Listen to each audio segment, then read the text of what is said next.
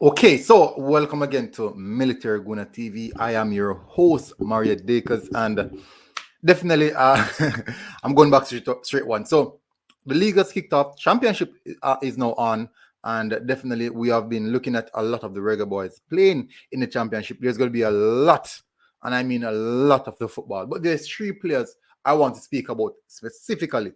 Three players. First, I'm going to speak about Liam Moore. Second, I'm going to speak about Amari Bell. Then third, the most noticeable, as you guys can see from a thumbnail, is the man himself, Kevin Stewart. And you guys will definitely find out how Kevin Stewart fall into that, but definitely stay tuned. People, remember to smash that like button and ensure that you subscribe to the Military Guna TV because this is a lot of football. This football season is back. We're going to cover every single Reggae Boys as much as we can, because there's a lot of them. But we're going to cover every single one of them. Definitely, we have a championship, USL, MLS, championship, USL, MLS, Premier League, uh, anywhere they are, Slovenia League. It doesn't matter where these guys are. I would definitely have to keep track of them so that you guys know everything and all the players going around. Now, one of the reasons about this, I was doing a series like before the Gold Cup campaign. It's called the Reggae Boy Watch, and I think that this is what I'm going to transition back into again. The Reggae Boy Watch, like over the weekend when the guys play the game, definitely I give you guys a breakdown of most noticeably the top performances over the particular weekend.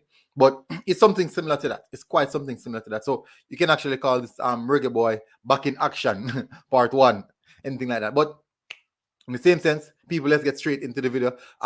Remember to like, smash the like button, people. I would really, really appreciate it if you hit the like button.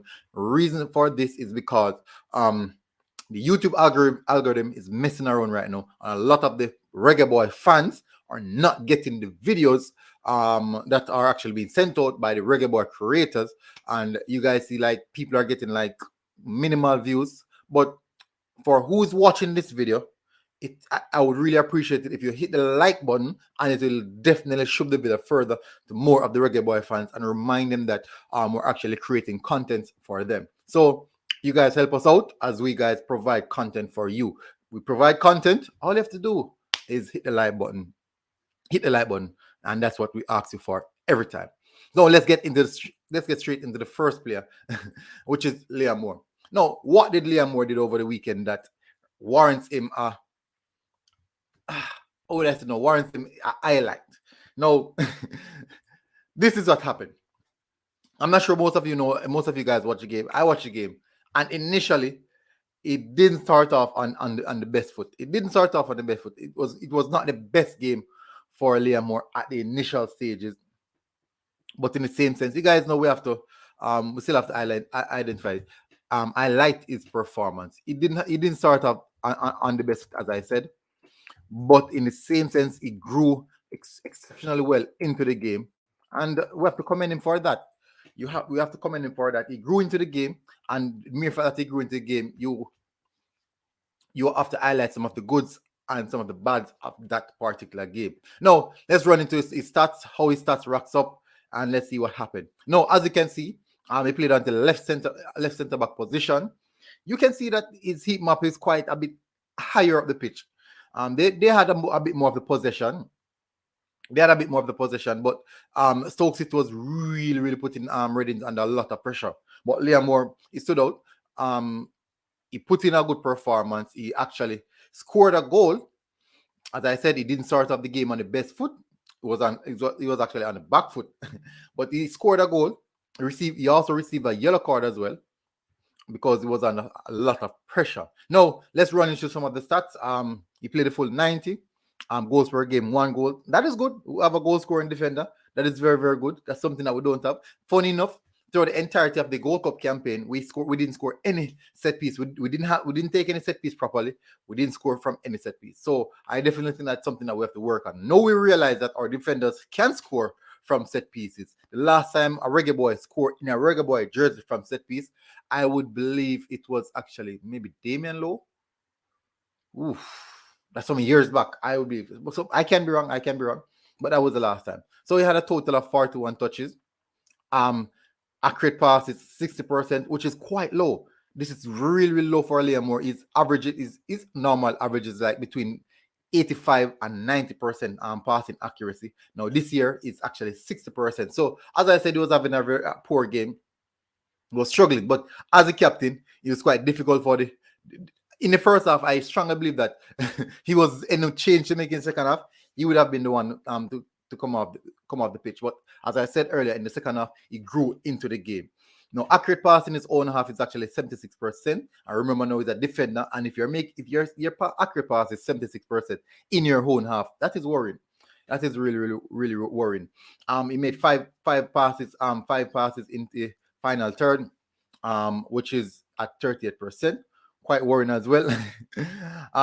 So total duel 4 at 31%, ground duels 1, which is low, aerial duels 3, 30% as well. So the duels that he won was quite low. Possession loss for a defender 13. I think that's significantly high. Should have been the region of 7 to 9 for a defender.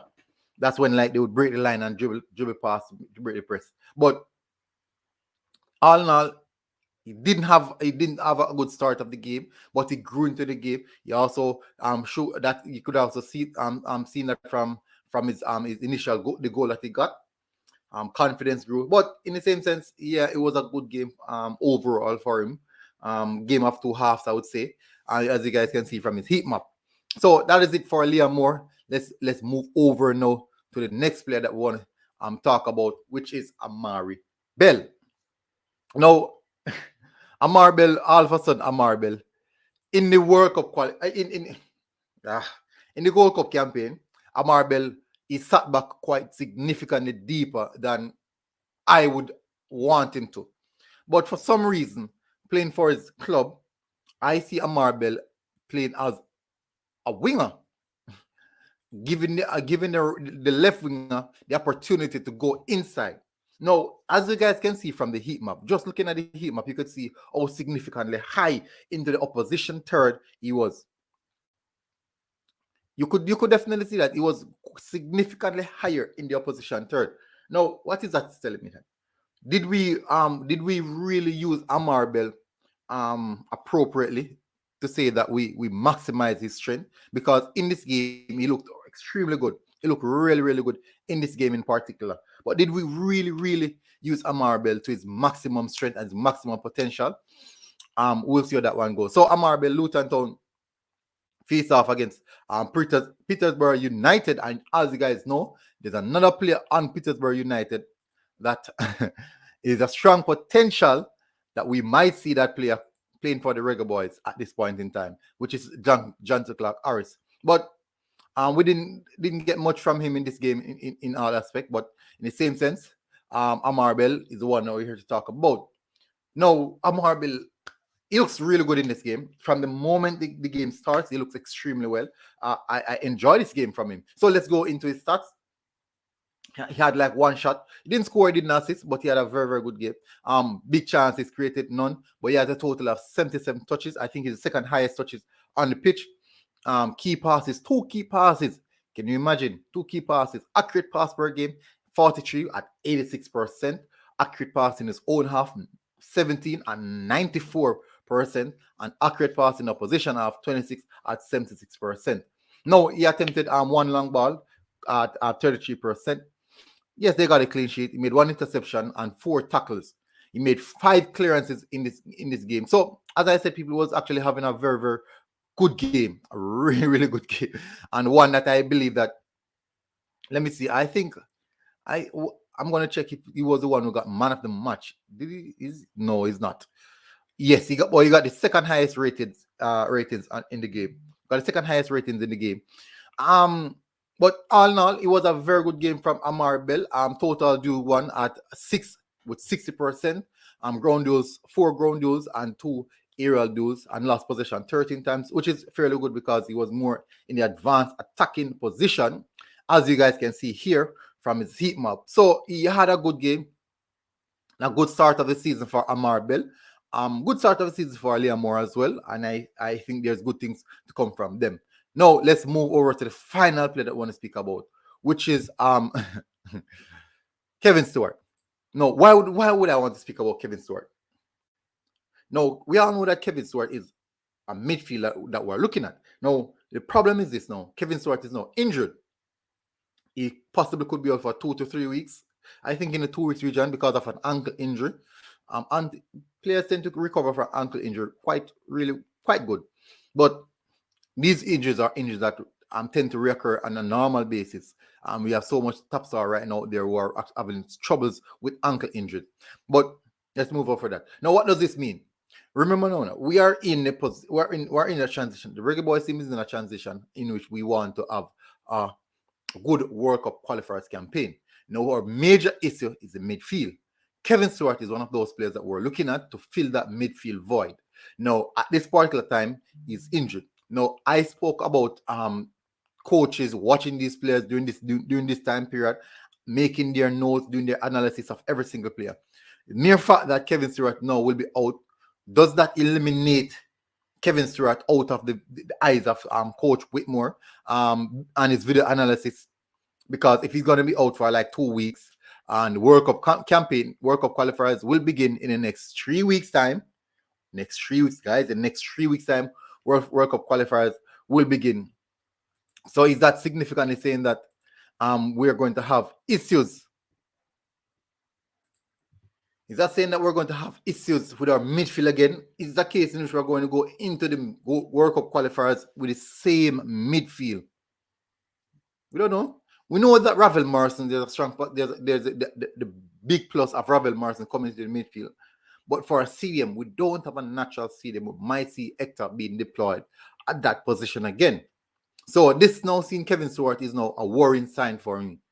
It is now a worrying sign for me. And I'm hoping that he will be back fully fit within that time period before the World Cup qualifiers, so that the coach and the video analysis guys from the Reggae Boyz, the coaching technical staff, they can see that these players have what it takes to help us and get us into that World Cup campaign. So people, that is all I have to speak about. But it is worrying sign for me. I'm hoping that he's good, and I'm hoping that this doesn't mean anything going into the World Cup qualifiers. And I'm hoping that that Coach Tapper Whitmore, you're looking at these players and see what they are doing.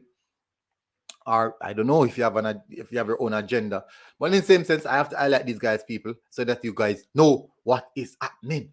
But people, thank you very much for tuning in. Please remember to smash that like button and also subscribe. The reason why I want you guys to smash the like button, remember people, content creators, contents are not going out, so no one is getting the content and no one is seeing these videos. Makes no sense. And we're creating these videos for you guys. So all I'm asking you guys to do, smash the like button. That's not hard. But people, thank you very much for tuning in. Tell me what you think about these guys' performances. Do you believe that this is a content that these guys can keep up these performances going up to the World Cup qualifiers, which means that we have a very, very good squad? Remember that coach Paul Hall said that it's performance based. Selecting a team will be performance based. So let's see how that one goes, people. Military Guna TV, people. This has been a very, very good one.